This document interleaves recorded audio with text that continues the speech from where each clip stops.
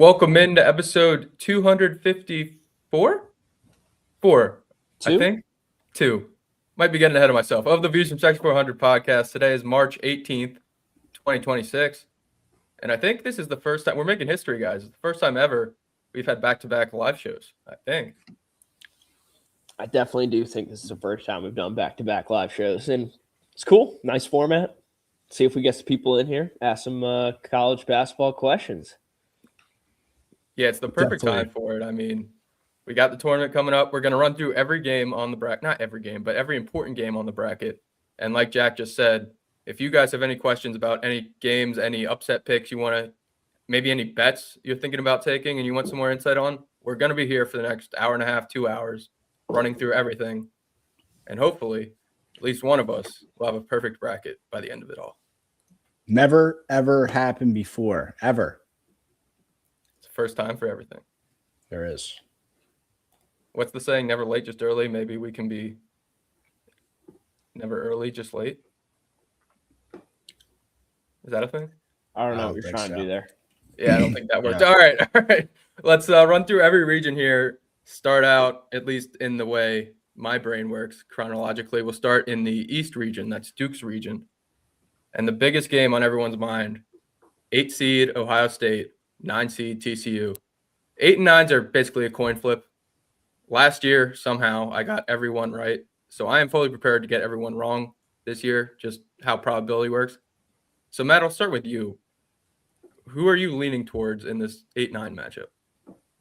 It's not even a lean. I'm fully behind the Buckeyes of Ohio State. I just think they're the better team overall. Bruce Thornton, can we say best player on the court in this game? And he is on the Buckeyes. Sure. So I just think he's going to be too much for them to handle. TCU, I understand, played in a tough conference, but Ohio State, I think, is the hotter team right now in where you want to be hot. So I'm going with Ohio State. I like the performance they put on against Michigan in the Big Ten tournament. It wasn't the championship game, but it was in the tournament. Took them down to the last possession or two. I think they're kind of gelling and go in the right direction that they need to go to right now. So I'm rocking with the Buckeyes. I feel confident in that pick. They are the betting favorite, and that's where I'm going. This is my favorite game of the first round. Other than Villanova, of course, but favorite game of the first round, and it's the first one of the day on Thursday. I was just going to ask, isn't this the first game of the day? I feel like I've been seeing more talk around this game than any other game in the first round, probably because it's the first game and everyone's just anticipating that, just want to get to that tip-off. I don't have a strong lean like the way Matt's going with Ohio State. Brian, what do you think about this one? Yeah, well, we're starting off hot because I'm completely on the other side as Matt. Oh, baby. He knows how much I love TCU. I mean, I had them in our bracketology before most people even had them as a tournament team. Just because I'm doing and if you haven't checked it out already, it's up, and I'm updating it as we go, how every team can win March Madness blog that hopefully I will finish by tomorrow on our website. I'm about 40 teams in right now. But for TCU, it's so hard to pick what kind of team they are. They have wins against Florida. They almost beat Michigan. They beat Iowa State. They beat Wisconsin. But then they've lost bad matchups too. The only reason I like them a little more than Ohio State here is the narrative around my bracket is really I'm fading the Big Ten. I think the Big Ten was a little overrated this year. And TCU, I just feel like had big-time wins. And I like Jamie Dixon enough to get by Bruce Thornton. That front court's good. Ohio State doesn't really have a front court. They have the best player in this game, like Matt said, in Thornton. I just like TCU's front court and their big wins a little more than I like Ohio State. But this game's so hard to pick. Maybe it's the Big 12 that was overrated this year. I really hope not for my bracket's sake. I really like the Big 12, really hate the Big 10. The top of the Big 12 was not overrated. They're legit. But TCU wasn't at the top of the Big 12. So could have something there. It's really I don't have a strong lean in this game, and I love how both you guys are on the other two sides, and we're starting this off with absolute unclarity for our fans. I'm so glad we're doing that for them. I mean, that's how it has to be up in the nosebleeds. But it's just so tough because Ohio State does have the best player, and most of the time that's what wins in March. But they're 350th in rebounding. TCU is good in the front court, so they have the matchup there. It's really just, do you believe in Ohio State more or do you believe in TCU more? And then what it comes down to me is the conferences, and I like the Big 12 a little more. But it's just it's so up in the air. It does come down to the conferences. I think Ohio State had a stronger closeout to the year than TCU did, and that's why I think they're just kind of playing better basketball at the moment. I'm honestly not 100% sure what TCU did in the Big 12 championship, but I like what Ohio State did down the stretch. I like it more because I would have known what TCU did if they made some noise. Yeah. That's the way to put it. TCU wasn't playing on the actual hardwood. They got knocked out when they still had the LEDs. So that's about all you need to know about their Big 12 tournament run. Maybe not great. Blame it on the LED court. Dude, we're going to be looking back on that in like 10 years and be like, they played on what? A glass LED court? We might be looking back on it in 10 years like this was the first iteration of the future. You know, you got to test things to, you know, make the perfect product. Maybe. I mean, the LED lights, maybe. The glass floor can't stay. Yeah, I don't think it can be glass. All right, that's what the players were concerned about. Before we get into our next matchup here, we do have a question from Harry Coyne. The biggest upset.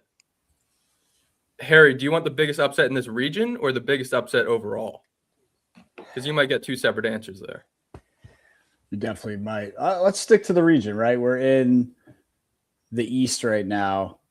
And I also did want to maybe not necessarily shine light, but, you know, we kind of overshadowed the 16 versus 1 game, but I think at all the games to talk about it could be the Siena versus Duke game. You like Siena. I do. I've liked them for the last 3 months. You know, people didn't even have them winning their conference tournament, and probably rightfully so. I mean, I think they were the 3 seed in that conference, but they came to play in March, and they're doing it still. I like the coach. I like the team. Duke a little bit banged up coming into the tournament. Now, to knock off a 1 seed is a tall task, but 28 points.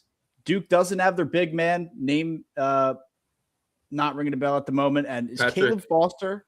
Caleb Foster will be out most likely unless they make it to the Final Four. Patrick, his last name always trips me up, but he should be back and playing. He's Duke likely without Patrick and Ngagba for NCAA tournament opener. So he's out, Foster out, a little bit more pressure on Boozer. We know he can probably handle it, but still the added pressure. 28's a lot of points. A lot of points to cover in March, especially with the injuries they have. Yeah, you don't. They're not worried about covering 28 points. They just need to win by 1. I just, you know, it's tough to predict the 16 seed that can do it. If there is one, this might be that one. I'm not riding it though. I got no, of course. I'm just saying though, if there's a game to pick apart, I think it is something to note that Duke is a little banged up right now. I mean, a lot of people, they're like the favorite in, you go on ESPN, 20 million brackets, they're 54% of the winner. Yeah, it's going to be hard for Duke. I don't know if it'll be hard for them against Siena, but losing Caleb Foster is huge. Caden Boozer, who really was just a role player that played 10 minutes a game during the regular season, he's going to be a huge part of this team. And I know he's used to playing with his brother, but he's got to play some big minutes now. And I don't know, that second round matchup against either Bruce Thornton or that TCU team that's really good in the front court, it's a little interesting. I think it's very interesting. Ohio State already showed they can contend with Michigan. They took them down to the last couple possessions of the game. I mean, the game was tied. They took the lead with a couple minutes to go. Both these teams, TCU beat Florida, lost to Michigan by 4. So Duke does not have an easy second round matchup. Definitely not an easy one. With injuries in the mix. Yeah, the thing is, guys, you guys saying all this, I've watched a lot of Duke basketball this year, and many times, especially earlier on in the season, is Cam Boozer really going to step up to the plate here and handle this, as a freshman? And he has time and time again. I'm not gonna shy away now. I'm very impressed by him and what they do around him, and he's the engine that keeps it going. If he's on the court, I think they're going to be a-okay. Yeah, I mean Duke's Duke. Duke is Duke for a reason. They're really good. The injuries are right now out of all the 1 seeds. It's really tough to say because they're all so good. But Duke and Florida seem the most open to being beat. Now I don't know if it's a Siena, but I did really like the MAC this year. I liked Fairfield a little more than I like Siena, but Siena proved they were the best team there in the conference tournament. And the fact that like 2 teams in that kind of conference shows you that maybe this is the conference that can knock off a 1 this year. Yeah, and it's saying that Siena's going to win, but if there's a path, like because of maybe Goliath is a little injured versus liking a 16 seed, if you got to pick one, maybe Siena makes some noise, maybe keeps it close, hopefully covers plus 28. I'll probably be on it. It's interesting. And my thing, Jackie brought up about the big man leading the charge. I never like it when the big man is the best player on the floor. I'm trying to recall when it wasn't a guard that led the team to the title and kind of won the title. I mean, even if you think back, like that Duke team with Zion Williamson, like as him being the best player, I think they lost in the Sweet 16. So wasn't the Elite Eight. Either way, they were 60%. Everybody had them to win it all. I mean, that was the big 3 of college. But yeah, I don't love Duke as much as everybody else does. And maybe I'm on the wrong side. Maybe I'll look like an idiot in 2 weeks. But I'm giving the people how I'm feeling, man. Whether you want to take it or fade it, that's up to you. That's how I'm feeling. I watched a lot of college basketball this year. Duke without the players. It's going to be tough, I think. Going to be tough. Siena's got some hope. We need.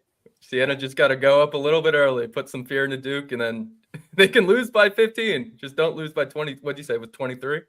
28 and a half. 28. Oh, yeah. They can lose by 25. 28. Yeah, exactly. I mean, it's a lot of points.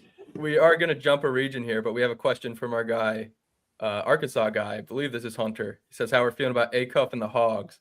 And I like this because you just talked about, Matt, how you don't like the best player on the team being a big man. Be Darius Acuff playing like the best player in the country right now as a guard. Yeah, a guy who's coming on strong, right? You want to see guys playing well at the end of the season. You want to see guys coming on strong into the tournament, getting hot at the right time. He's certainly a guy that can do it, but what I like more about it is the coach. John Calipari is the guy you want at the helm with this type of player. I think Arkansas can definitely make some noise. Are they? No, they don't have Troy in the first round. Are they against Hawaii? Hawaii. Hawaii. Acuff against that no-switch defense is going to be interesting. I really, really hate that all my Cinderella favorites have just extremely tough matchups, and the one I hate the most, Troy, gets the most cupcake 13-4. But we'll save that for a little bit. Either way, Arkansas, if they can get past Hawaii, which shouldn't be too difficult, they 15.5-point spread. I like their chances to make a run. The coach and the stellar guard. Yeah, Arkansas. Yeah. Sorry, go ahead, Jack. No, we did our initial reactions the other night in a live show. I think that was Sunday night. It was Selection Sunday. I had the Hogs going to the Final Four. That was my gut feeling, initial reaction. The more I look at this region, though, I think it's the West. Yeah, the Western region. They don't have the easiest road. No. Wisconsin can be a tough team to beat. You're gonna have to go probably beat Arizona. There's a lot of good teams there that give me some worry for the Hogs. But you saw the way they just played in that SEC tournament. It was very impressive. All those wins, and got to give them some credit for that. So can they go on a run? Absolutely. I've reeled in my level of optimism, though. I'm not sure if Cal can get past Arizona. Yeah, that was the thing with me. And I said this about Purdue too, but it was more for Arkansas. I really liked them as a sleeper Final Four team before this SEC tournament, and call it because of the hype, because of the tired legs. But not only that, to get to the Final Four, they're going to have to beat, like you just said, Wisconsin and Arizona, both two very high-paced, high-powered offenses, which is exactly what Arkansas likes to do. So they're going to have to win 2 games against essentially themselves. Now, I think they're better at doing what they do than Wisconsin is. Arizona, they're a better team defensively and probably offensively. It's going to be tough. It's a tough road. Yeah. Those would just be wins to get to the Elite Eight too. They still might have to go up against Purdue or Gonzaga as well. Yeah. The saving grace with Gonzaga is they're like the antonym of what they've been. They're out Mark Fuse tender where they're just up and down. They're always scoring. This is a sound defensive team, and their best player is a forward that likes to take mid-range shots. Don't shoot a lot of threes. Their best scorer, Braden Huff, I believe he's still out. He's been out for like 2 months. So I don't know if he's going to come back in the tournament, but I like them a lot more than I do against Wisconsin. That Sweet 16 matchup is going to be tough. It's going to be a lot of fun. Might be 200 points in that game. What do you say? If they beat Arizona, they'll win it all? I mean, it's hard to argue with that.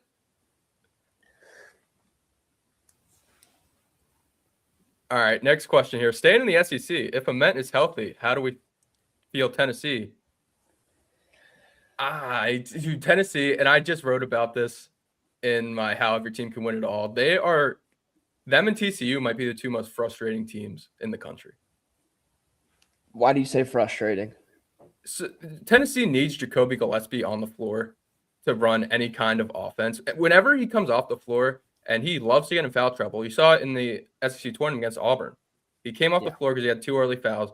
Auburn went up by 10. And then he comes back, and they look like this well-oiled machine that could win a national championship, go on a 20-0 run, and then win. But if he's either in foul trouble or if he's just tired, when he comes off the floor, it's basically, all right, let's give him the ball and then hope for the best. And he's both of the players you just mentioned are very essential for them to have an offense because that they do play a good defensive game. I can't remember their center's name, Casey or Cambry. Ooh. Big dude, solid dude. Looks honestly like a tight end or something like that, but he's an absolute wall inside. Ament can score the ball. He's very impressive for a freshman. And Jacoby Gillespie, he's the one who leads that offense. But they need Ament and Gillespie on the floor to score. We saw it in the Auburn game, and we've seen it a couple times throughout the season that they've had a pretty stagnant offense. If they get going, though, this team can go farther than that Dalton Connect team from a few years ago. Yeah, and Ament's a good freshman, but he is not Darius Acuff. He is not Darren Peterson. He's not AJ DeBansta. Not yet. Not yet. But he reminds me more of like Jabari, where he's just this raw, super talented kid that has a chance to be great. I don't know if Tennessee fans want to hear that comparison. That Auburn team did not go very far. Okay. I mean, at the end of the day, he's still a freshman. Yeah, he could be a great player in the league. Right now, he's not on the same tier as those other guys that can carry a team. Agreed. At least in my opinion. No, I agree. Is it an unpopular opinion? Is it a hot take to not trust Rick Barnes to take this Tennessee team on a run? I don't think that's a hot take. I don't think he's had that much success in March. He's never been to a Final Four. Yeah. Guy gets overhyped as being, I don't know what solidifies you, cements you into the Hall of Fame and has you as a legendary head coach. But, Rick Barnes, a name that's been around for a while, has been able to keep his job there for a while. And I'm not, regardless of health, the players he has, I don't trust the coach that much. Yeah, I feel like Rick Barnes is what people think Matt Painter is. And I know Matt Painter isn't exactly the best March coach either, but Matt Painter's kind of got that Bruce Pearl in him where he goes out early a lot, but then all of a sudden he'll make a Final Four or he'll get to an Elite Eight. Rick Barnes, he hates the second weekend. He just doesn't get there. I mean, this guy's crashed out multiple times of tournaments. I do like tennis. Like, if Jacoby Gillespie can play 36 minutes a game and be good in those 36 minutes, and if Ament is healthy, they could make a run, but it's a lot of ifs, especially with the Bruce Barnes. It is a lot of ifs.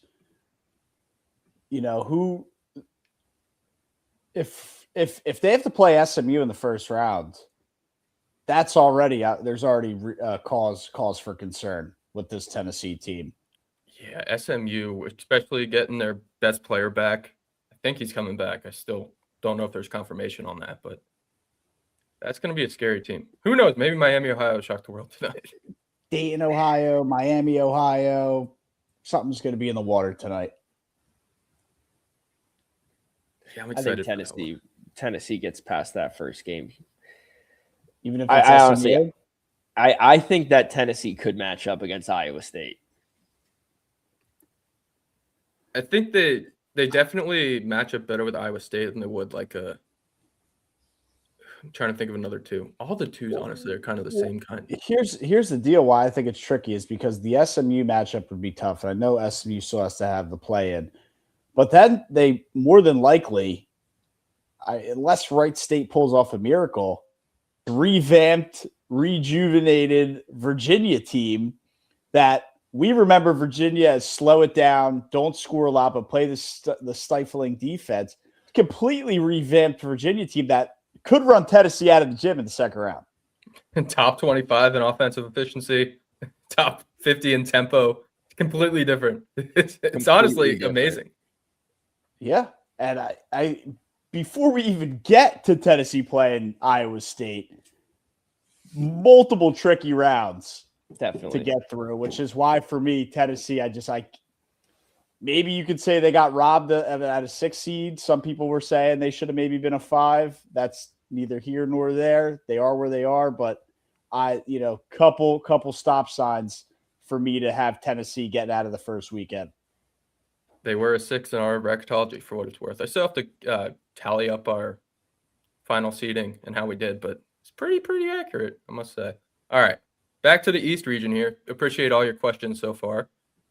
We got 7 seed UCLA taking on 10 seed UCF. Devon Cambridge, War Eagle, still War kicking. Eagle. It's pretty insane that he's still kicking. When you say, I didn't catch you saying that on the last show the other day, and when I was listening back to it, I heard you say his name. I was like, oh my gosh, there's no way he's still in the league. He is still going. He's averaging like 7 points off the bench, but he's still going. Why? Why is he only averaging 7 points a game at 25 years old? Yeah, I don't know. But I want to talk about UCLA here.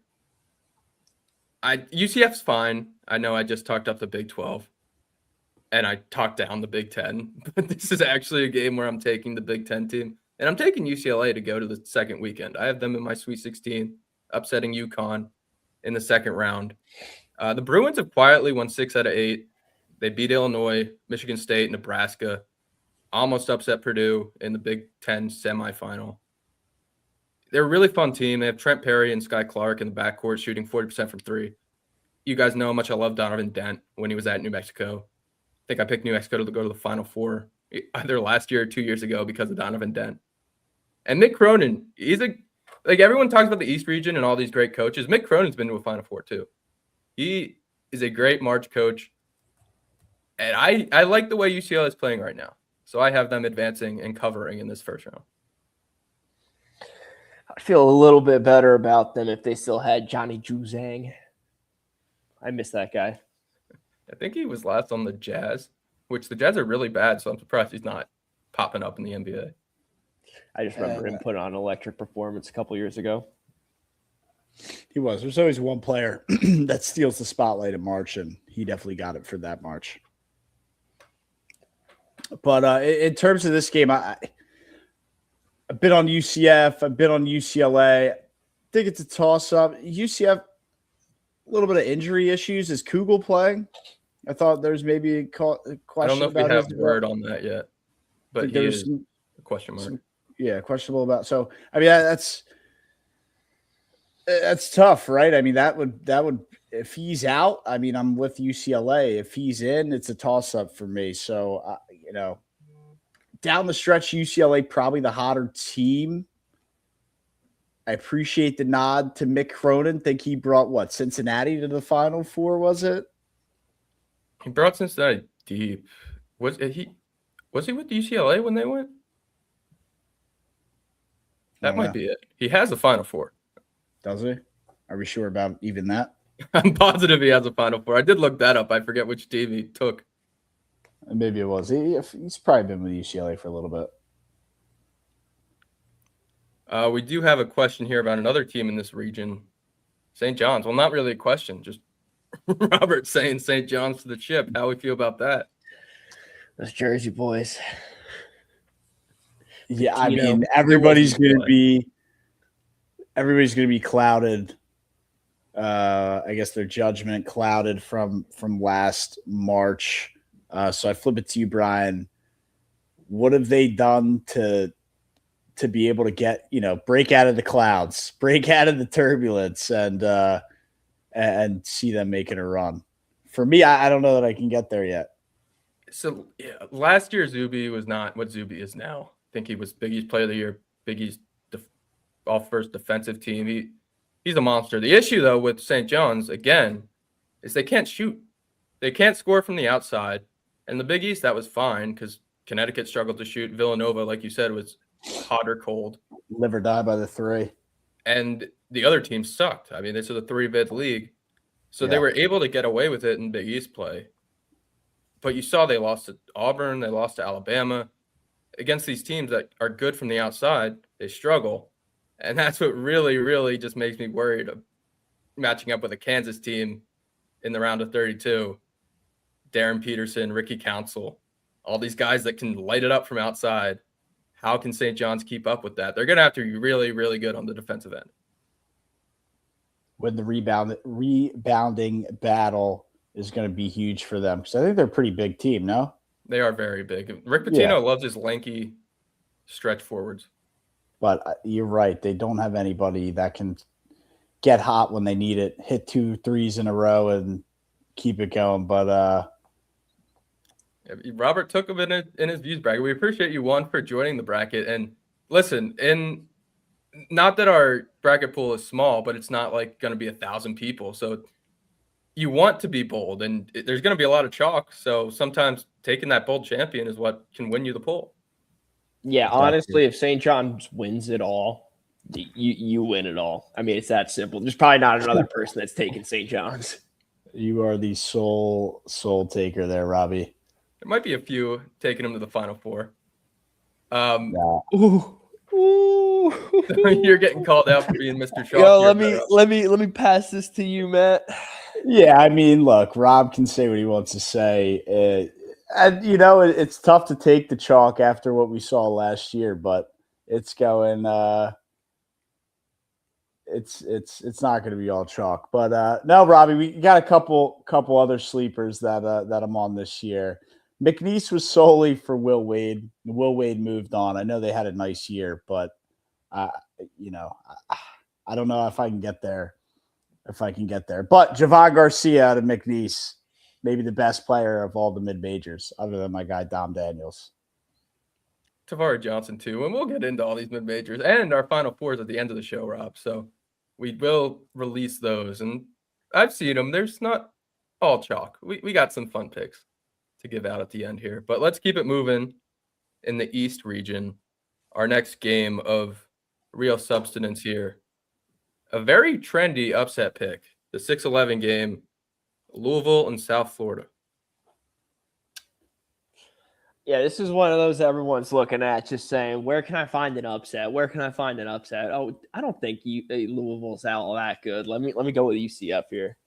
USF. Excuse me. I could be wrong, but I believe it was USF. Their guard, is it Wayne Ennis? Something Ennis. Number 2. I forget his first name. Will Ennis? Wes Ennis.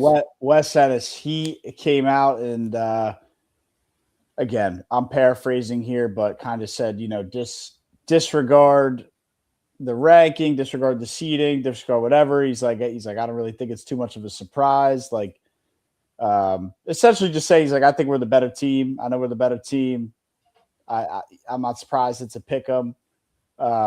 and he's got a lot of confidence. So we see sometimes that confidence carry over and carry the team. We also see those interviews blow up and look really bad. So I don't know which way I'm feeling after hearing those comments. I know he's really confident, but I start to pump the brakes when I hear that out of an 11 seed. Yeah, it's more often than not, those interviews blow up in your face. I mean, don't give them any bulletin board material, man. Especially a team that is a 6 seed for a reason, no? Yeah, they did lose their second leading scorer, them as in Louisville. Mikael Brown, he averaged 18 points a game. Him and Ryan Conwell are their two kind of guards that together average like 37 a night. So it's going to be a big loss for them. South Florida's a fun team. They're a trendy pick for a reason. They play the 15th fastest tempo in the country. They score a lot of points. Wes Ennis averages 17 points a night on his own. So he's a good guard. At least it's not like a 2-point per game scorer making headlines there. But and this may be just lazy of me, but I just think about Louisville last year, the first game of the tournament, played Creighton, and they thought they were underseeded. They didn't like the fact they were in that game, and they lost. I feel like there's a lot of guys still left over from that team, and they're going to want to start at least a tournament with a win and hopefully get to the second weekend. I don't see them bowing out early again. Yeah, I remember Kalkbrenner giving them the work last year. Yeah, he put a little bit of fear in me with Auburn struggling with big men. Yeah, and I don't love the injury for Louisville. I think you said, Brian, they got a key player out, but I think I still like their overall athleticism and roster build. You got a Louisville. They were a top 20 team national ranking wise all year for the most part, maybe slipped up a little bit at the end. But for me, when it comes down to South Florida is I think their strength of schedule. The American was okay this year. I wouldn't say great, but I mean, they lost to Temple on the road. They lost at home in double overtime to UAB. They kept it close on the road with Alabama, but did still lose that game.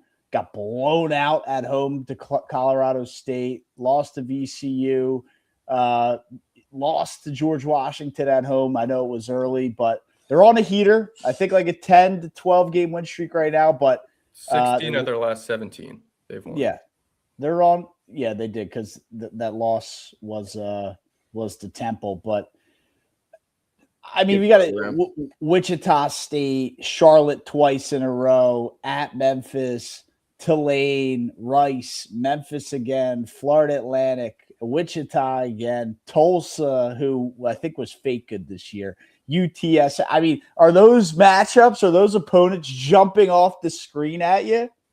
Those are some of their wins that you just Those said? are all their The wins. American was not good. Okay. All their real like those some of those are like some decent programs, schedule. but they didn't play a tough schedule. No, and they did pick up a win over Utah State.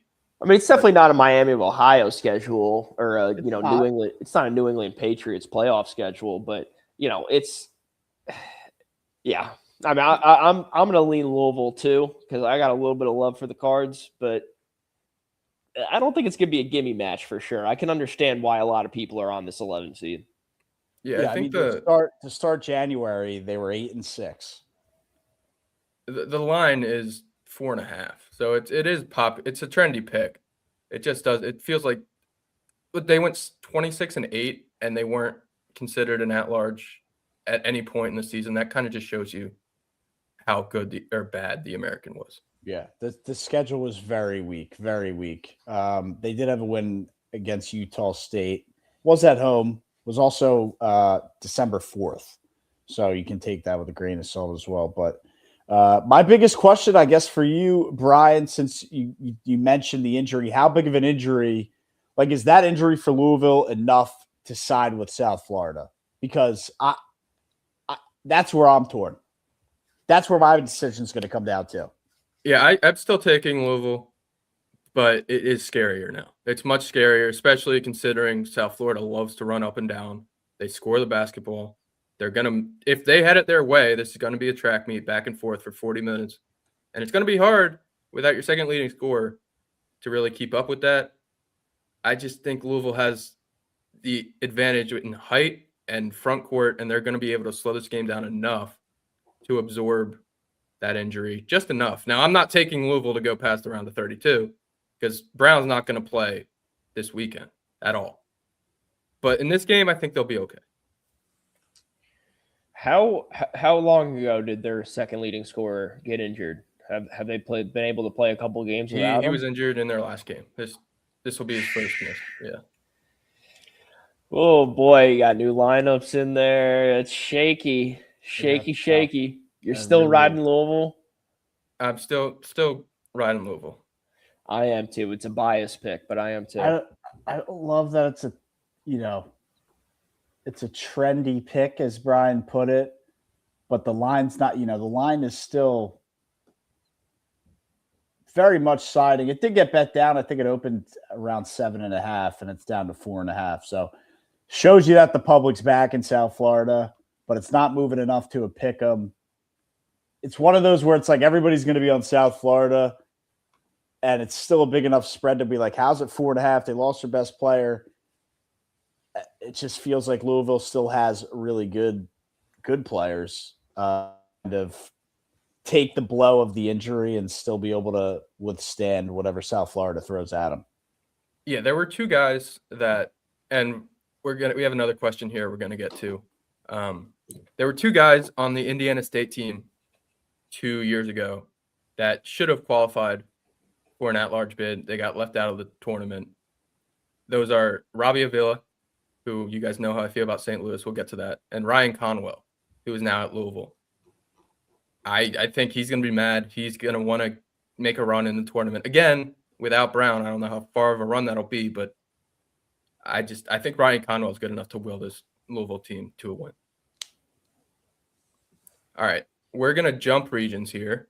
Robert has another question about a very interesting game, possibly the most interesting matchup in terms of play styles we have in the first round. That's St. Mary's and Texas A&M. Well, I just think these are two very unique programs as well. I mean, you got an SEC, not a top of the SEC, but a decent SEC program against, what do we call St. Mary's? Just the thorn in Gonzaga's side? Like, what else are they really known for? 4% of Gonzaga's West Coast Conference losses the last 10 years have come from St. Mary's. What else are they known for, Matthew Dellavedova. Yeah. Again, I'm going to continue to go back to schedules here, and I understand St. Mary's beat Gonzaga, I think just once, but they did get a win against Gonzaga. The schedule doesn't pop out. When it comes to the SEC, I just think there's just too much when it comes to an SEC team, which is what's keep pulling me back to A&M, right? I'm leaning St. Mary's. I want to go St. Mary's. But every time I look at the schedule, I look at who they played, a nice win against Kentucky. Also took 3 overtimes to beat LSU just last week for A&M as well. So it's a tricky game. It's probably the biggest toss-up, the toughest one for me to pick in terms of the 7-10 matchups. But this is one that's the final pick's going to be locked in at 12-10 when the brackets lock at 12-15. Yeah, it's a tough one for me. I'm leaning the other way. And we do have a great question from Ben coming up here. St. Mary's and Randy Bennett, like Jack, you said, have been the thorn in Gonzaga's side for a decade. And Buckyball over in A&M, you guys know how much I love Buckyball when he was at Samford. He likes to get up and down, chuck threes, just like those Gonzaga teams did. Randy Bennett is going to know how to defend that. And I think St. Mary's has just enough offense with their big man, Paolo Morauskas, averaging 19 a game. And then Mickey Lewis just dropped nearly 40 against Gonzaga to win that game. I think they have just enough with Randy Bennett's masterclass to beat A&M and then get completely trounced by Houston in the round of 32. Yeah, I don't love A&M coming off a 20-point blowout loss at the hands of Oklahoma either. Yeah. Okay. We do have another question here, like I said, from Ben. When we make our brackets, what stats or factors are we valuing? Talks about Torvik rankings, how teams have performed, how they travel, Ken Palm. I mean, Matt, honestly, real quick, my biggest one is how many guys you got from New Jersey? How many dogs you got on that roster? Didn't work out for Rutgers last year. No. It never works out for Rutgers. I mean, Matt, it looks like obviously you really value strength of schedule. I think that's a big one. I value it too. Strength of schedule, yeah, who they played, right? I mean, the easiest one to compare that to is Miami of Ohio. And, they didn't play anybody all year. They didn't have a quad one loss because they didn't play a quad one team. I mean, it's just that says a lot about who you are as a program. I understand you can build momentum through wins and teams can play a lot better. But for me, that only works in the NFL, is when a team starts out hot, they can stay hot because it's the NFL. This is college. These are college kids. Strength of schedule definitely matters. So I take that into consideration. And it was also mentioned how teams play on the road. You know how I feel March Madness is more of a road game. A neutral game favors how you do on the road, not how you do at home. Especially you're playing away, far, far away from home, usually for most of these teams, especially that are seeded, in the 7 to 10 range and stuff like that. So how teams are doing on the road, what's their road record? And then obviously the strength of schedule are two big ones for me. And then, you can look at the conference too, which is where I'm at with A&M and St. Mary's. Texas A&M battle tested a lot more all year, but not the driving factor for me. Yeah, I think with me, at least when I'm trying to find upset value, I really like looking at one, Ken Palm tempo versus offensive efficiency. That's why I really like the St. Louis team, and we'll get into St. Louis again. I'm wearing the hat. Got it from Amazon today. They don't have that high of a tempo, and they have a really good offensive efficiency. And that tells you that they're not playing super fast. Like a USF, they're playing super fast. They're scoring a lot. That's why. St. Louis is playing fast, but they're not playing at a ridiculous rate, and they're still scoring 89 points a game. I really like that. I really like the fact when you look at a team, you have a bunch of high scores. If you have at least 4 guys in double digits with a high offensive efficiency, that tells you that that's a team that's going to be able to score in March. Yeah, and it helps, right? I mean, the double-digit scores, you have multiple to go across. The reason why it helps is because if somebody has an off night, you can rely on 2 to 3 other guys. And for me, that's why, you see some of these teams who have a really great player. They have their first game of March Madness, they have an off night. And that's why they get upset, which I'm trying to think of a team that could compare to that. One's not coming to my head, but a team that just has an awesome superstar player and he's kind of the only guy. Sure, carries them all year. And I know Duke has guys, but, Boozer with injuries around them is kind of a team that, like, hey, Boozer has one bad game, especially when the going gets tough in the Sweet 16, the Elite 8, and so on. Like, Duke could struggle tremendously. And we know what Boozer has been, but we know what March can be. Yeah, we have very differing opinions on Duke. I think that's just how it's going to be. I love Isaiah Evans. I think he can pick up the slack there. Can he though? Ben does say BYU. That's a great point about BYU. If AJ DeBonsta can't drop 40, and even if he can drop 40, they might not win. We've seen that too. Him drop 40 and them still lose. That's a really dangerous matchup with Texas coming up. They didn't shoot well against NC State, but that's a good 3-point shooting team, and BYU is not a good 3-point defensive team. Yeah, I'm worried. I think I had in my initial reaction, I like BYU to maybe make a little run. But, the point I just made about Dibanca has an off night, they're going to lose by 30. Yeah. Losing Richie Saunders just really – I mean, in the beginning of the season, we were talking about how BYU might be a 6 seed that we're going to fade, and that was with a healthy Richie Saunders. And now he's not there. It's hard to trust BYU. Yeah, I mean, opening night, Villanova brought that down to like the last possession or two. In a game that, they were kind of getting blown out the whole time, and then they made it close to the end. So it's BYU's a tough one. You don't know what you're going to get with that answer yet. Yeah. We do have another question here from Kmart. Our biggest upsets we're watching and willing to put on a bracket. I think it's a good question because there's upsets you're watching and then upsets you actually take. And watching all of them. I'm watching all of them, but the ones I'm willing to take, I'm still up in the air about, and we can go through them. Like I'll just be upfront and honest about it. I've been a Cal Baptist guy all year. I've been a Hawaii guy all year. Cover gods in their respective conferences, but I hate the draws they got. Am I willing to throw Cal Baptist? I probably am going to take them just because they are just the team I feel so confident about and have been on them all year. Siena as a 16 seed. Nobody takes a 16 seed.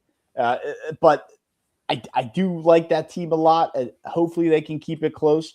But yeah, Cal Baptist, I hate that they came up against Kansas. It ruined everything for me. Yeah, I felt the same way about Hofstra, who I still think that's going to be a really fun game in the first round, Hofstra and Alabama, especially with Aiden Holloway having his status up in the air. Hofstra's so much fun. Cruz Davis, even if they don't win, he's going to be a name that that people remember from this March because he's going to get his points against Alabama. It's just going to be so hard for Hofstra to keep up with that team. But I really like I'll be watching that game. Like that will be one of the games I have on a standalone screen, keeping track of. Yeah, we talk what. Not to cut you off, Jack, but I'm just saying. Let's get to what upsets. One upset we are throwing on our bracket. I'm looking at it, and I'm as far as the 1 through 4s go in the first round, I just can't see me pulling that trigger on anyone. The first one you could get me on is Akron and Texas Tech. I do have Akron over Texas Tech, partly just because I have to back up my guys. I've taken them the last 2 years because I've loved this mini dynasty they have. But this is the oldest Akron's been since they've been there. And Texas Tech has lost Toppin. They've been okay without Toppin, but they've been great without Toppin. They've been good. Toppin. Okay is disrespectful. But it is. Great might be an overstatement. They've been good. They've been fine without him. I had to bring them back justice. Yeah. How low Brian went there. Yeah, to bring it back to a nice equilibrium there. Either way, with Akron though, it is a really good mid-major team. They have a great guard in Tavari Johnson. They have a good big man, Armani Lyles. They have a pair of brothers that are really good defensively, and they got a kid shooting 42% from three. So that's 5 players right there that you can it's the Mahaney brothers as the brothers that you can kind of look at and be like, this is a good enough 5-man rotation for 40 minutes to maybe pull it off. And the 12-5s are popular. That's the only 12-5 I really like. And I wanted a 12-5 on my bracket, so I took Akron. Yeah, it's the only 12-5 I like. And then, if we want to go up to an 11-6, don't shoot me for saying this. I don't know who's watching, but UNC might get upset by VCU down in South Carolina. VCU, another popular pick. That one is so tough. One, it's in South Carolina.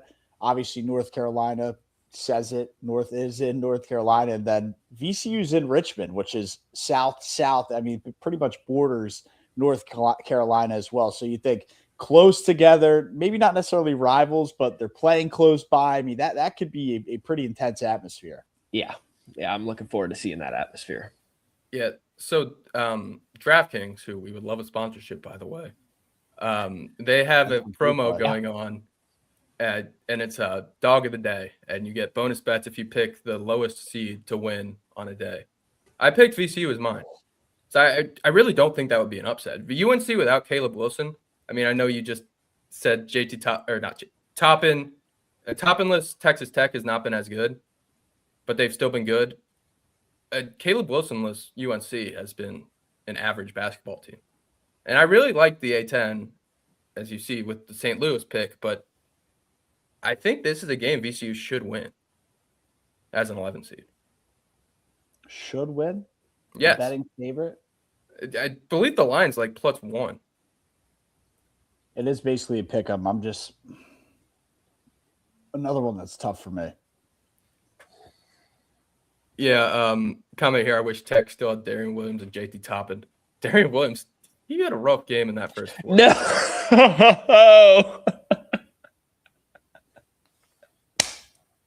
No. UNC guy, Bo. Yeah. That's tough. I didn't think he'd be watching this. I'm no. sorry, brother.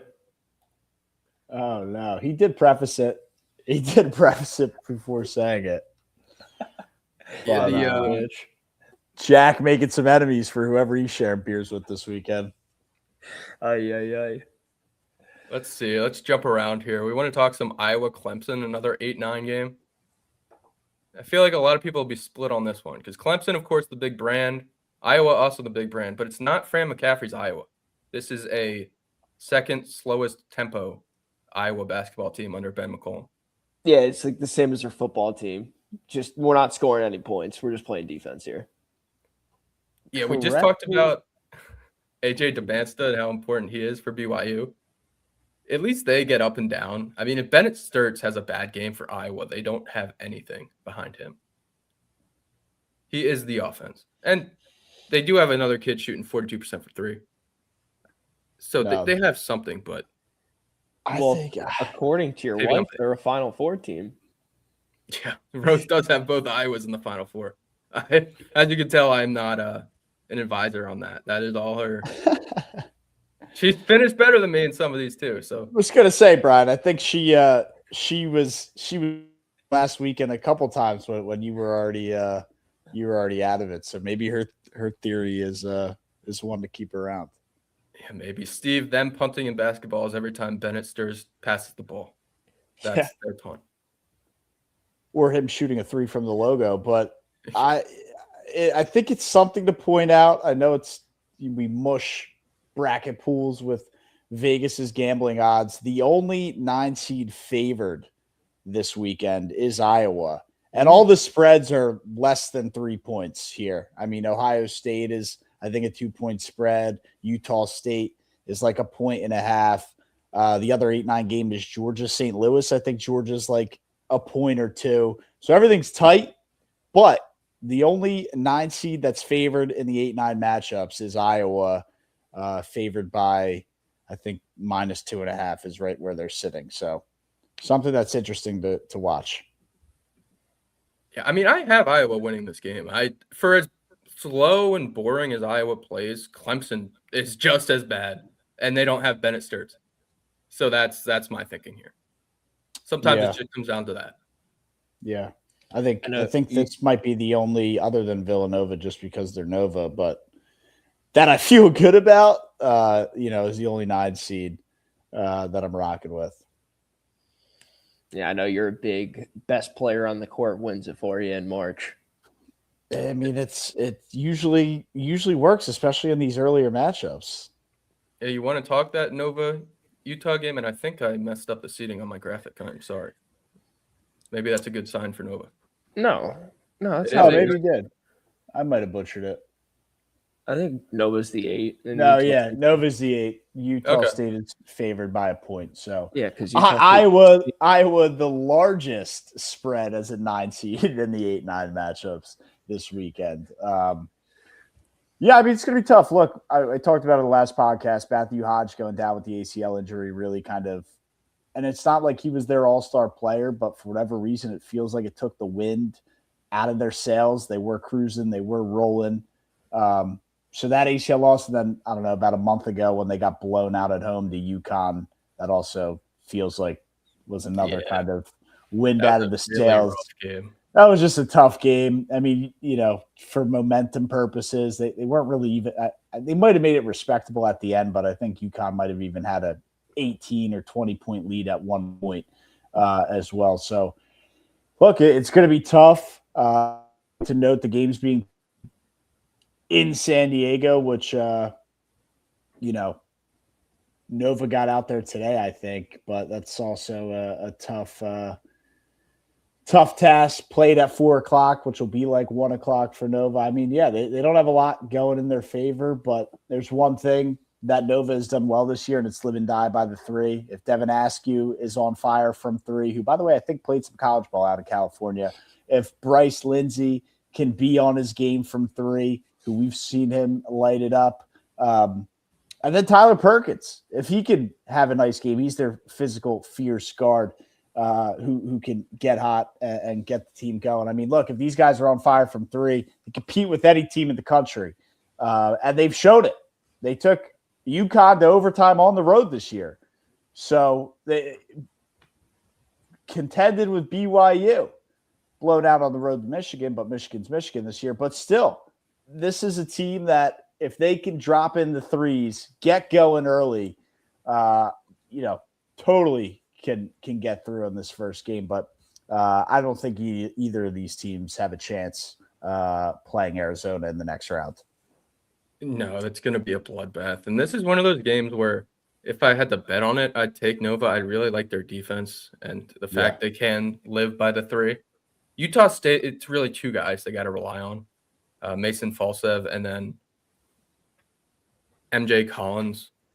They average like half their points. If Villanova can take one of those guys away, they're probably going to win this game, even though they have the geographical disadvantage and the time disadvantage. But I'm taking Utah in my brackets pools and the views pool because I feel like Villanova is the name brand that most people are going to pick.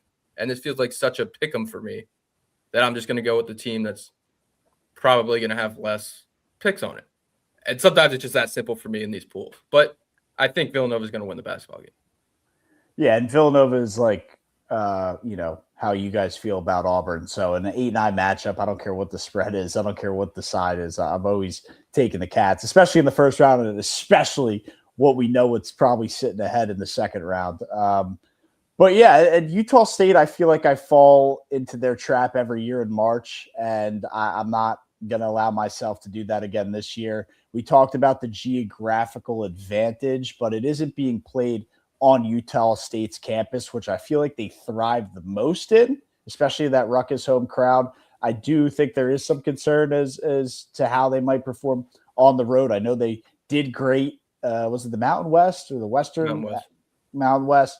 So I know they did great, but a team that, if they get in a slump early and it's not on the road, but it's neutral site, it could be a little shaky. A team that I trust a lot at home, I don't know if I trust them in March. So another reason why I'm siding with the Cats. Yeah, I've been hating on Utah State more than any other team this March. So I'm not going to shy away from that now. They draw a nice matchup with Villanova. Sorry, but like we were saying, no shot either of these teams get by Arizona in the next round. So not really too concerned with this pick either way it goes.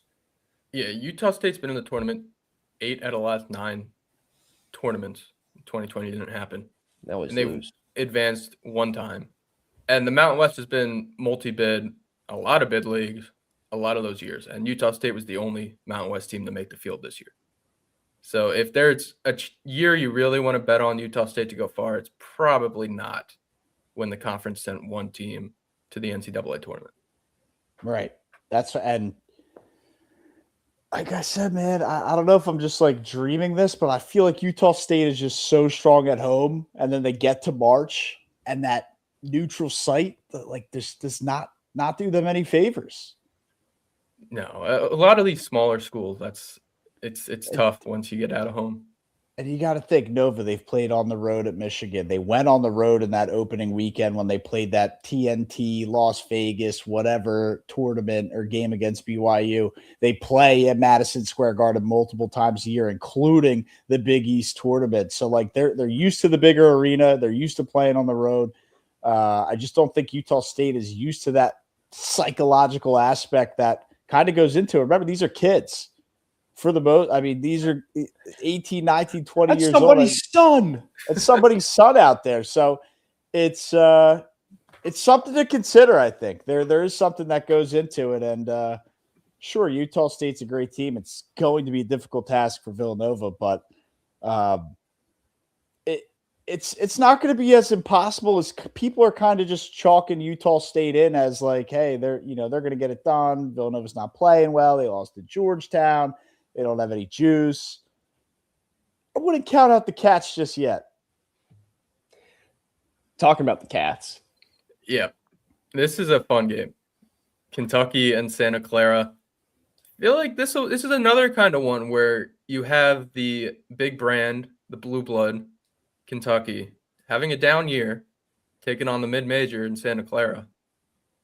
A lot of people are going to be on Kentucky. Yeah, and I think I am going to be as well. They still have the touted recruits. I think this time of year, you can feel good about backing Kentucky just because the chemistry should be there. And also, on the reverse end with Santa Clara, I don't think the WCC was as strong as it's been in years past. And I know you can say, well, it's never that strong. But, St.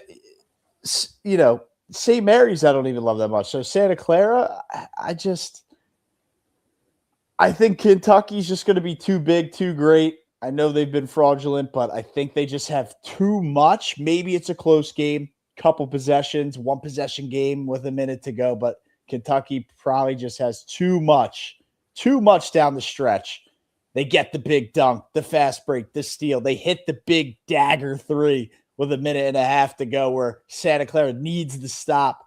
There's something telling me that it's just too much that Kentucky has that Santa Clara, they won't keep it close. Sure. Win the game. I just can't get there. Jack. That's exactly how I feel. I mean, this is Kentucky. This is an SEC team. This is a blue blood. Like this, they're not rolling over and losing to Santa Clara. Simple as that. Yeah, I promise I'm not doing this on purpose as like a first take thing. This is the dude with Daniels, right? Donovan Daniels Jr. That's this team? No. Is that Santa Barbara?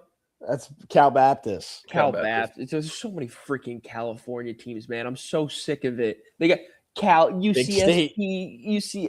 Oh my God. A lot of conferences out there too. Yeah, I am on Santa Clara here. Oh. Now, so in my... Is it because of the fishy line that Robert... He said this, Brian said this in the last episode. He likes Santa Clara. He thinks they're the real deal. Yeah, in my blog about how every team can win it all, I have every team in tiers. And most of those tiers have like 5 to 10 teams. Kentucky's in its own tier. Kentucky is 2014 UConn. Oteka Owe and Denzel Aberdeen could be Shabazz Napier and Ryan Boatwright. But the rest of the team isn't very good. So they could just be bad. And I don't know what to think of them. Santa Clara has been good all year. They ranked top 25 offensive efficiency. I really like the guard Hammond.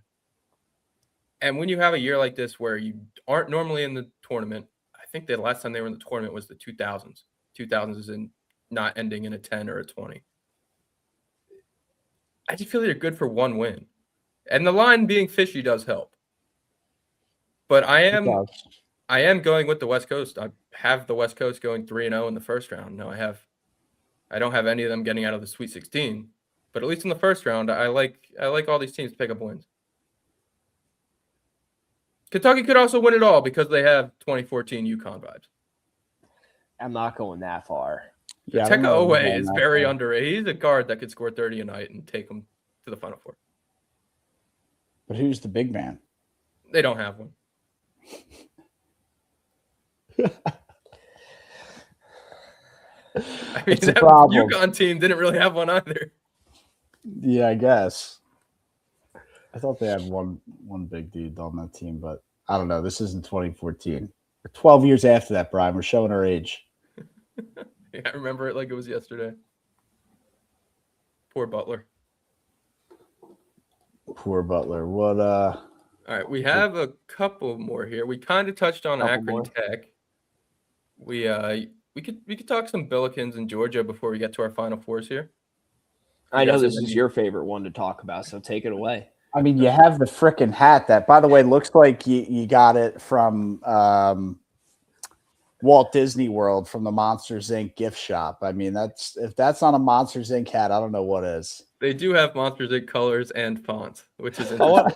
I want to get some white out and just write a T at the end of that. I mean, I am a slut for the Billikens this year, I'll tell you. Yeah, I guess I'll do this now. I was going to save it for a Final Four, but since we're right around the corner on Final Fours.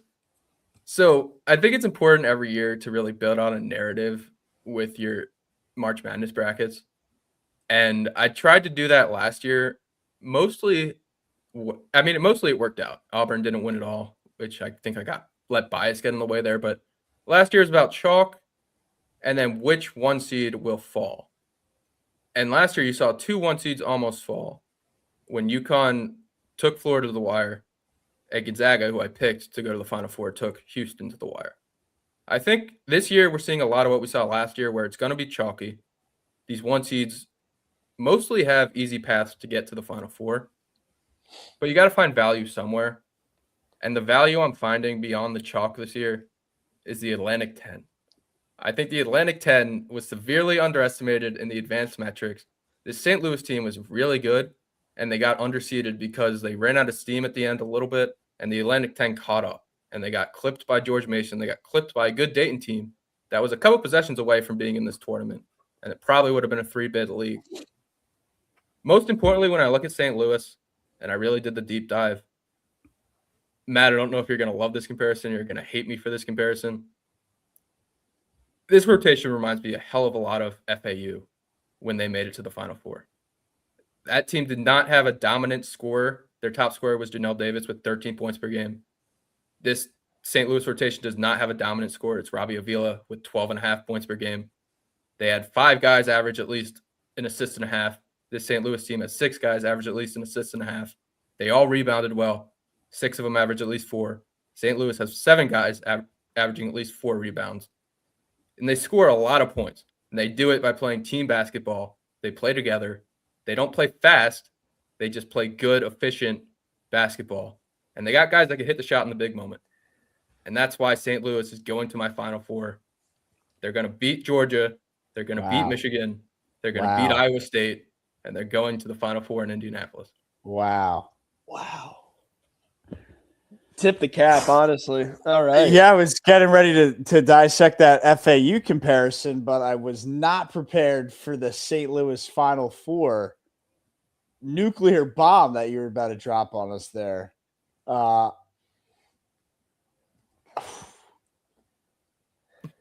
mean, I have Georgia winning this game, so I don't even know where to start. Ooh-wee. Georgia's a good team. This matchup kind of scares me more than the Michigan one. I think if St. Louis can get by Georgia, they're going to have the momentum they need to beat Michigan. By the way, the FAU coach, old FAU coach, and is at Michigan now. Second round matchup. He is. And you watched a lot of St. Louis this year. I did not, but in terms of the FAU, like they had some elite guard play. John L. went on to play for Arkansas.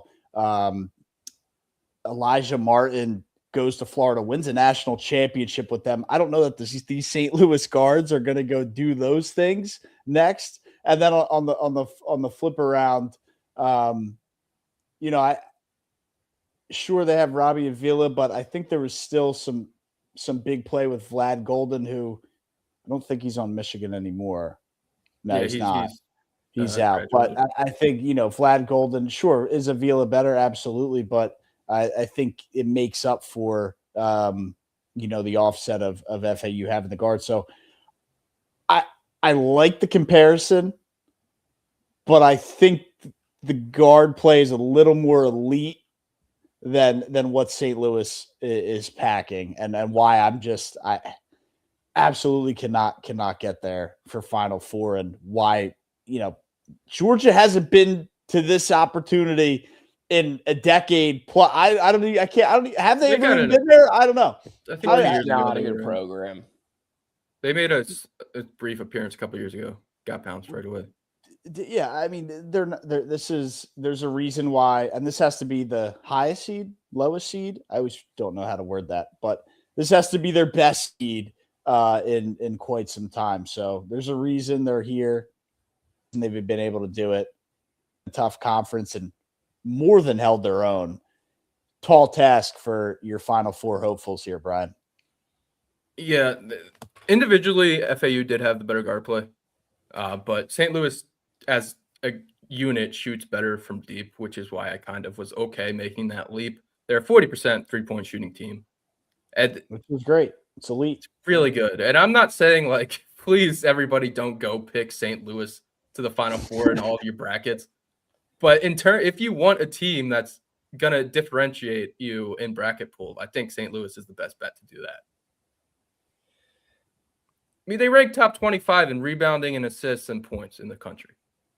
Yeah, here's the thing you got to ask. Can they compete with anybody in the country? And I think they can. No, I'm asking you. They can. Well, if you believe like that, then absolutely. I like a team who can play some good team basketball. So that might be enough for me to pick them over the Bulldogs, who I do not believe in as a program. But I don't understand where your hate for Michigan is coming from, man. They have so many talented dogs on that team. I don't hate them at all. Yeah, I think it's just mainly me. Listen, it's strictly Brian. Is it just you, Brian? I don't know. I hate Michigan. It's that I love St. Louis. The only 1 seed that I figured St. Louis would be an 8 seed, and this run has been in my head for a long time. I wish it was Florida that they drew. I think that would have been a much easier matchup with Florida. And even Duke, I would have had a little bit more faith. Michigan is the second best 1 seed in this tournament. And that's because Duke's injured. But I wouldn't make this run if they were up against Arizona. Them as in St. Louis. I still have Michigan as the best team in the country. I think they should be the number 1 overall team. Is it Duke that's got the number 1 overall? Yeah, because of that head-to-head. Right. And I know, look, that was at Capital One Arena in Washington, D.C. 2 months ago that they had that game. So I'm not holding that against Michigan at all. And it's a different Duke team. I mean, they are injured. They are banged up. They do have a star player. And I know, Brian, you like some of the other guys more than I might, but Michigan, to me, I think is just too complete, too loaded, too tall, too physical. The guard play can hit a shot anywhere on the court. I mean, there's just too much overwhelming factors that are on Michigan's side, mixed in with, I don't hate the path. I don't think if they had to play St. Louis in the second round would be something that they're looking at like, oh shit, sound the alarms for St. Louis. So, I mean, half the reason why, I'm probably going to have Michigan to win it all. Yeah, it's hard to argue. I really like Michigan too. They just happen to fall in St. Louis's path. I know. So look, you got to pick the tough ones, Brian, if you want to be right. We have a question here before we get to our Final Fours from Kmart. Any belief that TCU could take out Duke? I mean, I think I have plenty of belief. I think both the teams take out Duke in the second round. I think Duke's going to struggle against Siena. I like TCU a little more against Duke than I do Ohio State, just because TCU has the resume against Florida and nearly beating Michigan, and they have the front court for it. But yeah, I think both Ohio State. Bruce Thornton could put up 30 points, and Duke could be down by 5 with 4 minutes to go. Yeah, for me, it's going to be a no. It's the Sam Darnold effect. I've been holding Cam Boozer to this. You're a freshman. There's no way you can go out there and just keep on doing this. And week in and week out, he's just proving me wrong. So unless I'm ride or die. The same way Sam Darnold, I flipped the switch on him and was ride or die, his way through. I'm with Duke. I'm with Boozer. Dude's just been too impressive. Yeah, I mean, if I had to pick, I'd say Duke, but I do think there's a chance. Oh, it's March. It's March, baby. There's always a chance. Chance for Siena? TCU, Ohio State. Are you taking first 4 minutes money line? Maybe there's a chance there. Hey, we had somebody comment earlier. If Siena can hop out to 10-0 start, not look back. I think that was a cover to spread, but I'll take it. And look, that is a shit ton of points, but we do know that Duke is definitely a step above. I mean, Siena has, it was a while ago, man, but I mean, they lost by 20 to Indiana. Didn't help. Yeah, if you're looking at an 8-9 matchup and you don't believe in St. Louis like I do, this is definitely the 8-9 matchup to try to take advantage of. Arizona's not getting knocked off in the round of 32. Florida's probably not getting knocked off. It's going to be this TCU Ohio State winner. I think I would agree with that. Yeah, I do agree with that. But at the same time, I don't expect any of the 1 seeds to go down until at least the second weekend. All right. Well, I think that's all the major games in the first round. Time to lock it in, put it down on pen or graphic for the entire world to know. Jack, your Final Four. Yeah, I think I told you this earlier, but yeah, that's my Final Four right there. Oh, yeah. So you know what my Final Four is. Oh, I know what it is, but you want to tell the people why it's your Final Four? Yeah. Look, I'm known around these parts as Mr. Chalk, but I'm looking at the 4 best teams in college basketball this year. I know a lot of people like Iowa State too, and Florida. I mean, shit, even I like Florida a lot, but I think these are the 4 best teams in college basketball, at least 3 of them. And these guys had the paths too. I mean, that's what March is about. It's not just about how good you are, but also what your path is. And I've got these guys matching up in Indy. We also have people listening on Spotify, Apple Music, and Alexa. I've got Duke coming out of the East.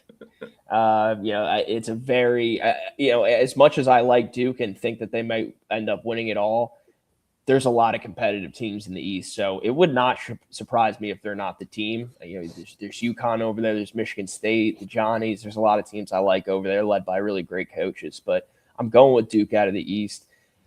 Arizona out of the West. I was initially feeling Arkansas, but,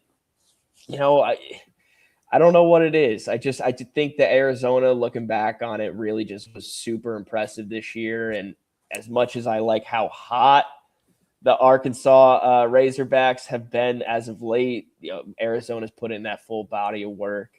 Yes, Steve, it does spell out Dayum. Yes, Steve, when I was making the graphic before the show, I was like, wait, Jack, it spells out damn.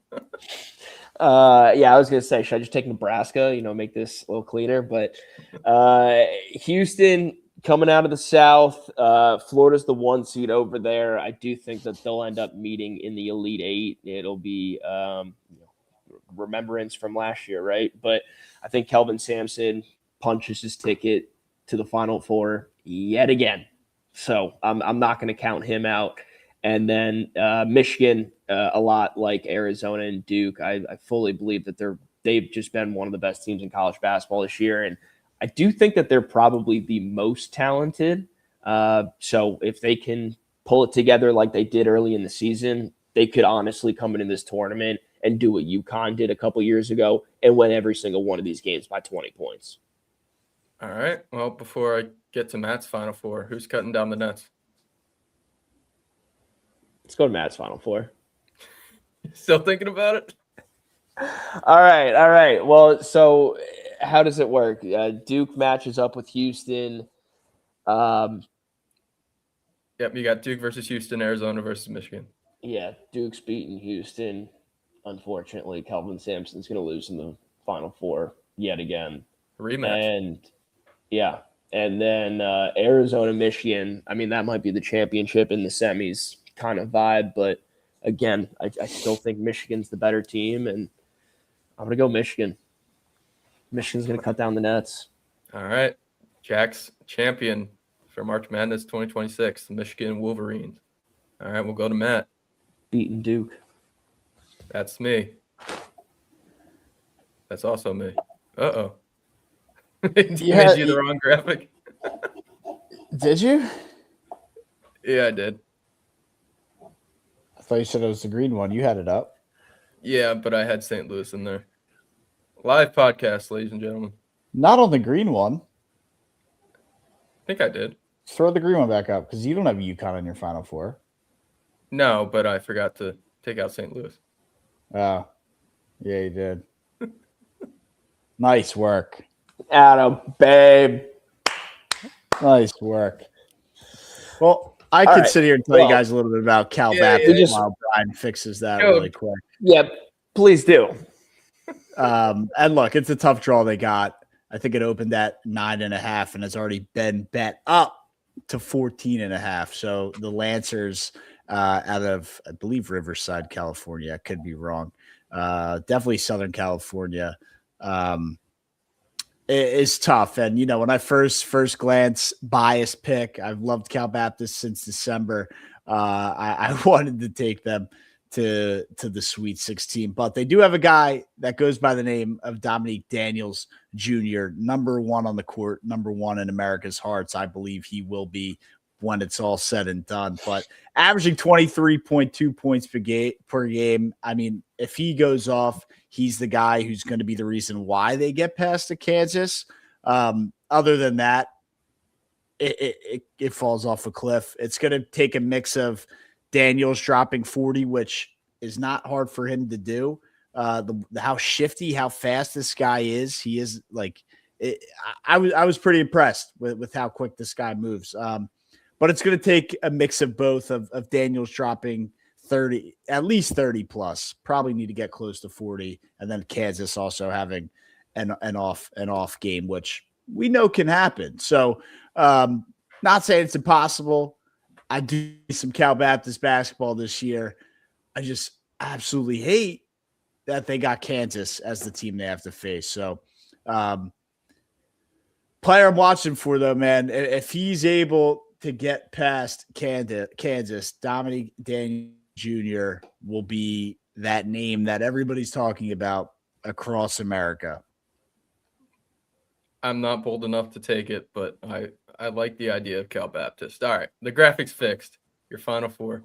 He got it up there. And, yeah, we do have UConn, Arizona, Houston, and Michigan. Guess you could say pretty chalky, 2 2s and 2 1s. I believe Houston probably should have been a 1 seed over Florida. I'm not sure how that got switched up at the end of the year.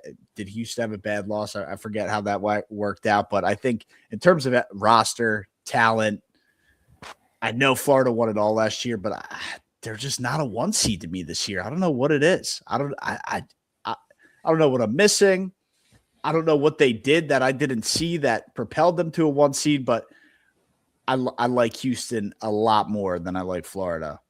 Florida didn't lose after they lost to Auburn in early January until I SEC get that, tournament. but they started getting production from some of the other guys too. Like I feel like Xavier Lee really turned it on. Yeah, their guard play started to. Yeah. Well, I still like Houston, but anyway, I still have Michigan and Arizona in there, and UConn. You know, I'm Mr. Big East. They call Jack Mr. Chalk. I'm Mr. Big East. You know, people are saying the conference is falling off. Let's get a Big East team in the Final Four and shut up the critics. Dan Hurley's the best coach of college basketball as well. So I don't care what anybody wants to say there. I mean, it's a fact. He's the premier coach of college basketball. So I like UConn. I like him to just have the strategy, have the know-how, be able to have his team in the right spot. I also love solo ball, man. I mean, how can you not like a name like that? He seems like a guy that should just automatically go on a deep run in March. So UConn into the Final Four. Arizona and Michigan are 2 teams that I've had circled since November. I watched the first couple games that they played early in the season. Just like, wow, these feel like Final Four teams. And that opinion didn't change for the remainder of the season. And here we are sitting at night before on March Madness Eve. And I still have that, still carry that same thought. So Arizona, Michigan, get it for me. And I just talked about Houston. I think they are the 1 seed over Florida. I know Florida won down the stretch. I know the guard turned it on. They got a spark in Lee, and they still have the trees down low. But I just about Houston. There's something about Sampson to get to the Final Four. To win, it's a different question. But I do ultimately believe it was between Michigan. It was between Arizona. Michigan gets it done for me. I think that's the team I got to ride with. I am a big Dusty May guy. He got there a couple years ago at FAU. He gets the job done with Michigan this year. Yeah, Michigan, UConn. Michigan, Houston. I think I give the edge to Houston over UConn, but that could be a toss up. That would be brutal for Kelvin Sampson. That's what keeps going through my head is Kelvin Sampson. Like he can't make another. He's not playing the game. He's not playing the game. He can't make another Final Four and lose it again. Sure, like he's no. He needs to not make the Final Four for his own sanity. He needs to not make the Final Four or win the whole damn thing. I can't have him losing in the Final Four or the championship. I might shed a tear for him. I mean, Tom Izzo's been to like 7, and he only has 1 championship, so it happens. Some coaches just can't win it. He's got a ring. Yeah, I guess the 1 ring changes things. All right, we'll round it out with my Final Four. I think we all just cursed Arizona and Houston because we all got Arizona and Houston making their way to Indy. I have Duke coming out of the East region. Like I said earlier, I have UConn going out early. And after that, Kansas and St. John's will take care of each other. So it's really just the winner of that game Duke has to deal with. Maybe a TCU or Ohio State, but Duke has just felt like a team destined for the Final Four to me. Like Matt said about Arizona and Michigan, that's been Duke for me. Same thing with Arizona. And then, of course, my St. Louis Billikens coming out of Michigan's region. So I have St. Louis taking on Arizona, Duke taking on Houston in a rematch. It's going to be Duke. It's going to be Arizona. And what team? One team, one dream. Not High School Musical fans here. Wait, what team? Wildcats. There you go, Arizona. I was not picking up what you were putting down initially. Yeah, I was not there with you on that. So we all have, or no, I guess you guys are both Michigan, and I got Arizona. So yeah, interesting. At least we're all not on the same team to cut down the nets. Yeah, well, we clearly have some favorites in the building. If it's all 3 of us have Arizona and Houston, so let's all 3 give. If it's not Arizona or if it's not Houston, who do you guys have coming out of the West and the South? Oh, that's a great question, Jack. Thanks, Brian. This is where I wish we weren't live so I could pull up a bracket and pause the podcast. No pause. You got about like 20 seconds to formulate your second team coming. Oh, okay. No, I got it. If it's not Arizona coming out of the West, it's going to be Arkansas. I use that one. All right. And then if it's not Houston coming out of the South, here's one for you. It's not Houston. Let's get Illinois to a Final Four. It's been a way too long for that team. Best offense of college basketball. They don't play a lick of defense, but maybe Keaton Wagler can carry the Illini to the Final Four. Okay. Yeah, I'll have some fun with this one. If it's not Arizona out of the West, give me the Miami Hurricanes. If it's not, who was the other team that I had to pick over? Houston. Out of the South. And if it's not Houston out of the South, it's easy. I'll go with Vanderbilt. If it's not Houston out of the South, it'll be Florida because those are the only 2 good teams in that entire region. A lot of Vanderbilt hate. I got a little bit of love for Vanderbilt, but no, I'll give you one. Let's go with Nebraska. White boy turn it on anytime, right? Losing first round according to Brian. Yeah, I got Troy. The Troy money line bet got put in right away. Really? Right away. And so you have Troy going in the first round? Yep, a little $10 to win $70 on Troy. Yeah, but did you pick it in the bracket? Oh, yeah. I picked it in the bracket, too. Are they Sweet 16 bound? No. No. So what? They lose to Vanderbilt? They lost to Vanderbilt. Wow. All right.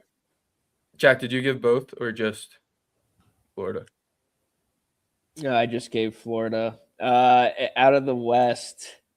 Oh, I have some fun with it, I was going to say, I also wanted to take Arkansas. That was the problem. Steve Steve in our comments, he also picked Troy. He's not excited about that. Oh, they're cooked. Yeah. All right. Last one before we hop off here. And we do appreciate everyone who tuned in, asked some questions. This was fun. We're going to have to do this more. Maybe NFL playoffs and other big events we can get the people ask us some questions, do a live podcast. I like this. Maybe a draft. Yeah, draft. That's a good call. It's coming up. Last thing here before we go offline, and this will definitely be made into a clip if you get it right, and no one will even remember it if you get it wrong. Give me a 15 or a 16 that can shock the world in the first round. I mean, I feel like we should just name every single one and then clip it if it is. Yeah. No, that's that's a little too unethical. I'm okay with just forgetting it ever happened. I'll start with mine. I'll tell you who it won't be, and that's Idaho. It won't be Idaho. I think we're both on board with that. It's going to be about a 90-30 final. There's a couple I like. Honest. Yeah, I can start with mine while you guys are thinking. I'd like I know everyone loves Iowa State. I probably would have had them in my Final Four as the upset over Michigan had I not been so high on St. Louis. But Tennessee State, I believe it is, Tennessee Tech, Tennessee State. They're coached by Nolan Smith, who, of course, was on those Duke teams that made a couple Final Fours. Fun little frisky squad that we've seen Iowa State go down early in March before. I don't know. I'll give it a whirl, throw it out in the world. Maybe it'll happen. I think you can make a case with Tennessee State. I like Queens out of North Carolina taking on Purdue. I already gave my reasons about Siena, not because of them being a great team, but Duke being a little banged up. If Boozer isn't playing the way we know him now to play, Siena, I love the coach. Maybe he has a tricky game plan. Maybe he slows down the pace. Maybe there's something there with Siena. Teams I don't like. Don't love Furman. Don't love Idaho. I think that's it. But yeah, I cannot get behind any of these one or two seeds losing. You gotta pick. If you're gonna make me pick one, it's gonna be Iowa State too, just because they're the least faith. I have the least amount of faith in them out of any of the one or two seeds to win the first round matchup. Yeah, but also at the same time, out of all the times Iowa State has been, this might be their best team to go and win it all. Do you agree, Brian? Yeah, I don't know, dude. That team with Monte Morris and George Niang, they were good, and they lost first round. A 4 seed or a 5 seed. Three, and they lost to 14. I think this team's better. Maybe those two players were better than the guys on this team collectively, but I think there's more talent spread out with what they have right now. Yeah, that's fair. I like the Nolan Smith angle, just like how you love the Siena coach. Yeah, I like the Nolan Smith angle. I like that he's been wearing his Duke Final Four ring for motivation to the players. Did they win it all that year? Or was it just the Final Four? I think they lost that year. Or maybe they beat was that the year they beat Butler? I think it was the year they beat Butler. Yeah. So maybe they did win all. Either way, he's wearing some kind of ring, whether it's Final Four or a national championship ring. He's wearing it as motivation. So maybe there's a gimmick there that you could get behind and back Tennessee State. Yeah, it was UAB that beat Iowa State that year. Steve picked them for the hometown team. So I'm happy for you, Steve. Hopefully you won the poll that year. Good call. I think that we're about an hour and a half in. We got Lehigh hopefully winning right now. I haven't checked in. They're down 1 to Prairie View. I'll take that. I'm our guy Matt Fash, who's been on the show a couple times. Lehigh grad, of course. So rooting for the Mountain Hawks to pull it out. But I guess the next time we talk, guys, we'll be recapping the first weekend of March Madness. Yeah, I can't wait. Greatest time of the year. Appreciate everyone for tuning in and asking questions. And yeah, it was fun. Got to do some live shows more. Yeah, This was a little bit more fun than watching Auburn win their first NIT game. Didn't cover though. They were down 6.5. It's unbelievable. Hayden Magwood, hopefully he stays and plays some more basketball for us next year. All right, we'll see everybody on Tuesday, recapping some March Madness. Salute. Salute.